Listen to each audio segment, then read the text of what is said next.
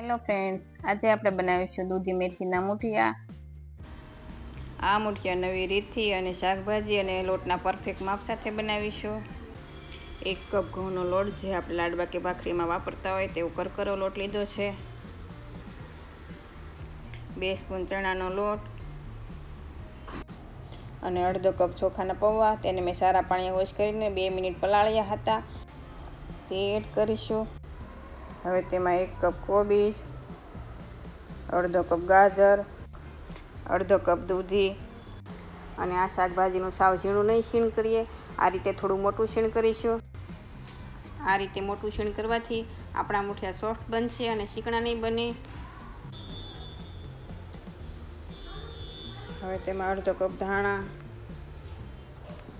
આદુ મરચાં લસણ ક્રશ કરેલા, અડધો કપ મેથી, અડધી સ્પૂન જીરું, 2 સ્પૂન તલ, અડધી સ્પૂન વરિયાળી,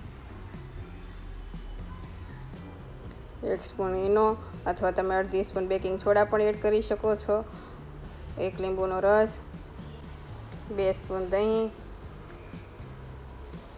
1 સ્પૂન ધાણા જીરું પાવડર, 1 પિંચ હિંગ, અડધી સ્પૂન હળદર પાવડર, અડધી સ્પૂન મરચું પાવડર અને સ્વાદ પ્રમાણે નમક, અડધી સ્પૂન શુગર એડ કરીશું, જેથી ગળપણ અને ખટાશનો બેલેન્સ રહે અને મુઠિયા સરસ ટેસ્ટી બનશે. આ રીતથી મસાલો બનાવવાથી પાણીની બિલકુલ જરૂર નહીં પડે અને મુઠિયા પરફેક્ટ બનશે. તેમાં 3 સ્પૂન તેલ એડ કરી બધું મિશ્રણ સારી રીતે મિક્સ કરી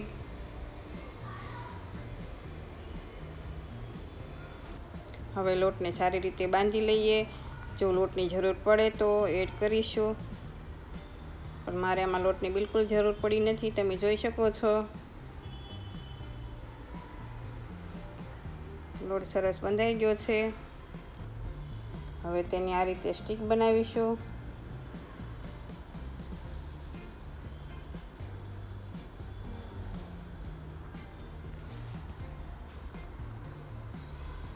હવે પાણી ગરમ થઈ ગયું છે, તેમાં લીંબુના ટુકડા અને પ્લેટને તેલથી ગ્રીસ કરી આ રીતે ગોઠવી દઈશું અને તેને 15 થી 20 મિનિટ ઢાંકણ બંધ કરી તેને કૂક થવા દઈશું. તમે જોઈ શકો છો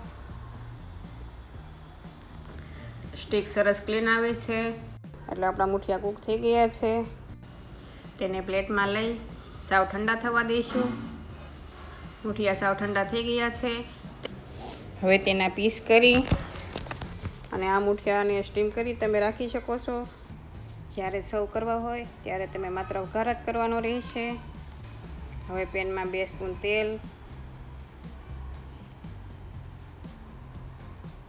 1 સ્પૂન રાઈ એડ કરીશું. રાઈ તતડી જાય, અડધી સ્પૂન જીરું,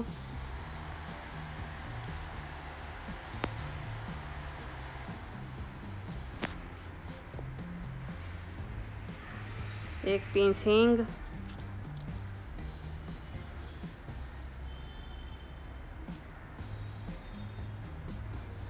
4-5 મીઠા લીમડાના પાન, 1 મરચાંના ટુકડા અને કાંદાની સ્લાઈસ. અને હવે તેમાં તલ એડ કરી, તલ મેં લાસ્ટમાં એડ કર્યા છે જેથી તે ચારે બાજુ ઉડે નહીં.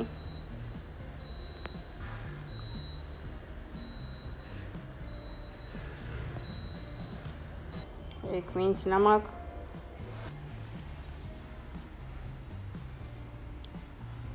હવે તેમાં મુઠિયા અને થોડા ધાણા એડ કરી સારી રીતે મિક્સ કરી દઈશું અને 4 થી 5 મિનિટ સ્લો ફ્લેમ પર કૂક થવા દઈશું, જેથી આપણા મુઠિયા સરસ ક્રિસ્પી અને ટેસ્ટી બનશે. અને આ રીતે ચલાવતા રહીશું. હવે દૂધીના મુઠિયા તૈયાર થઈ ગયા છે. જોતાં જ ખાવાનું મન થઈ જાય તેવા. જો તમે આ ટ્રીકથી મુઠિયા બનાવશો તો પરફેક્ટ બનશે. મુઠિયાને સર્વ કરી